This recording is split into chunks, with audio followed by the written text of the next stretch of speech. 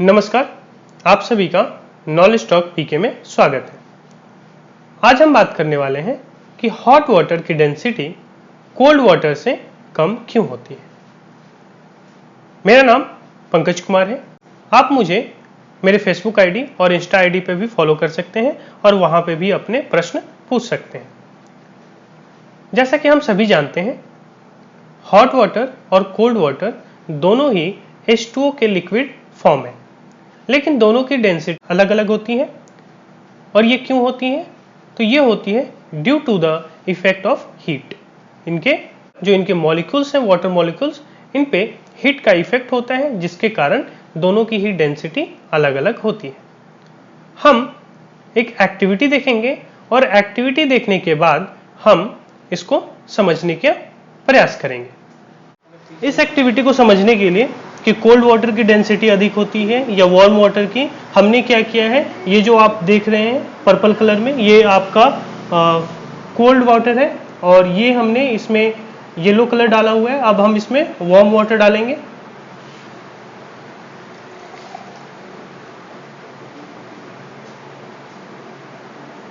हमने इसे अच्छी तरीके से फिल कर दिया है। अब हम इस पे एक गत्ता रखेंगे।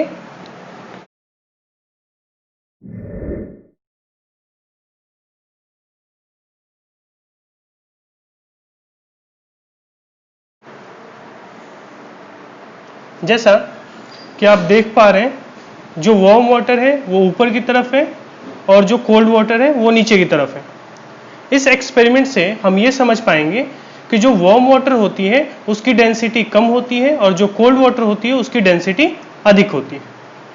ये एक्टिविटी ये प्रूफ करता है कि वार्म वाटर की डेंसिटी कम होती है और कोल्ड वाटर की डेंसिटी अधिक होती है।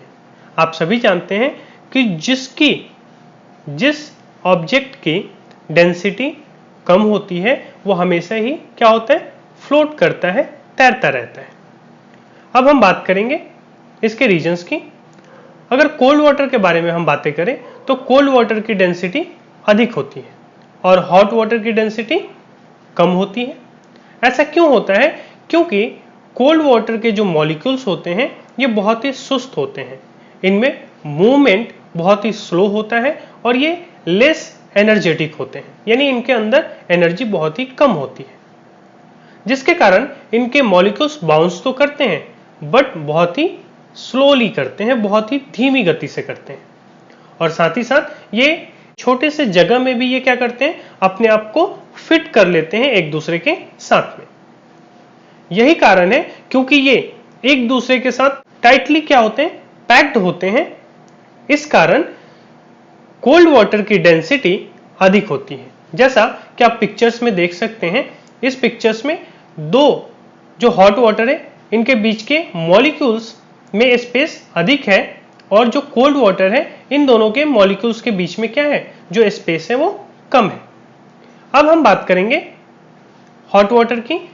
जो हॉट वाटर होता है इनके मॉलिक्यूल्स काफी अधिक एनर्जेटिक होते हैं, जिसके कारण इनके मॉलिक्यूल्स काफी फास्टली मूव करते हैं और जब ये एक दूसरे से टकराते हैं तो ये काफी दूर तक जाते हैं, जिसके कारण इन दोनों के ही मॉलिक्यूल्स के बीच में स्पेस काफी अधिक होता है और जिसके कारण इनकी डेंसिटी कम होती है। जैसा कि आप पिक्चर्स में भी देख सकते हैं, जो ये वार्म वाटर है, वार्म वाटर के मॉलिक्यूल्स के बीच में स्पेस अधिक है और कोल्ड वाटर के मॉलिक्यूल्स के बीचों में स्पेस क्या है, कम है। अब एक टर्म आता है कन्वेक्शन ऑफ वाटर। ये क्या है, इसे जरा समझिए। जब वार्म वाटर और कोल्ड वाटर दोनों एक साथ मिलते हैं तो वार्म वाटर जो होती है वो क्या होती है, राइजेस करती है, यानी ऊपर की तरफ उठती है। और इसी पूरे प्रोसेस को जो हमारे वैज्ञानिक है वो क्या बोलते हैं, कन्वेक्शन ऑफ वाटर। जैसा कि आप इस पिक्चर में देख सकते हैं, जब ये वाटर हिट हो रही है, वार्म हो रही है, तो ये जो रेड लाइन है ये शो कर रहा है कि वार्म वाटर ऊपर की तरफ उठ रही है और ये ब्लू लाइन ये शो कर रहा है कि जो कोल्ड वाटर है वो कहां आ रही है, नीचे की तरफ आ रही है। और इसी पूरे प्रोसेस को हम क्या बोलते हैं, कन्वेक्शन ऑफ वाटर। हम इसे अब एक एक्टिविटी के द्वारा समझने का, इस एक्टिविटी को समझने के लिए एक ऐसा कंटेनर, एक छोटी सी बोतल जिसके कैप में हमें 2 होल करने होंगे और थोड़ी सी कलर्स हमें चाहिए। हम इस एक्टिविटी को देखते हैं। सबसे पहले हम इस कंटेनर को कोल्ड वाटर से या नॉर्मल वाटर से फिल कर देंगे। जैसा कि आप देख पा रहे हैं, हमने इसको पूरी तरीके से नॉर्मल वाटर से फिल कर दिया। अब हम इस बोतल में इस कलर को डालेंगे।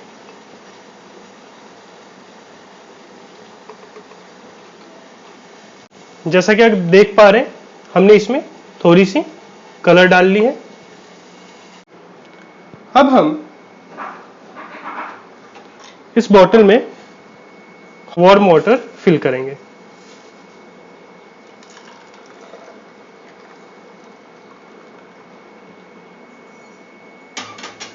जैसा कि आप देख पा रहे हैं, हमने इसे फिल कर दिया है। अब हम इसे कैप लगा देंगे और कैप लगाने के बाद इसे हम पानी में डाल देंगे। अगर आप ध्यान से देखें तो यहां से जो वार्म वाटर है वो धीरे धीरे ऊपर की तरफ निकल रहा है। आप देख पा रहे होंगे, ये वाटर बिल्कुल जो अपर सरफेस है उस तरफ जा रहा है।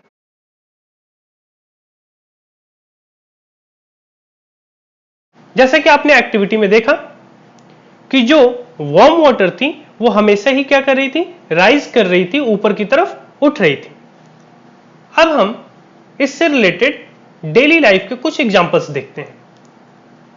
जैसे बॉइलिंग वाटर, आप इस पिक्चर में देख सकते हैं, जब इस वाटर को हीट किया जा रहा है तो जो बॉटम पार्ट में वाटर है वो क्या होंगे, हीट होंगे और वो ऊपर की तरफ उठेंगे। और जो टॉप सरफेस पे कोल्ड वाटर है वो कहां आएगी, नीचे की तरफ आएगी। तो ये आपका डेली लाइफ एक एग्जांपल है कन्वेक्शन का। नेक्स्ट देखते हैं, इसमें आप देख सकते हैं इस पिक्चर में जो टी है ये क्या हो रही है, इससे स्टीम निकल रही है और वो ऊपर की तरफ उठ रही है, ट्रांसफर हो रही है इसकी हीट कहां पे, एयर में। तो ये भी क्या दिखाता है, ये भी हमें दिखाता है कन्वेक्शन। आप मेरे चैनल को सब्सक्राइब कर सकते हैं, लाइक कीजिए और अधिक से अधिक शेयर कीजिए। और कमेंट बॉक्स में जो भी आपके डाउट्स हैं वो मुझसे आप पूछ सकते हैं।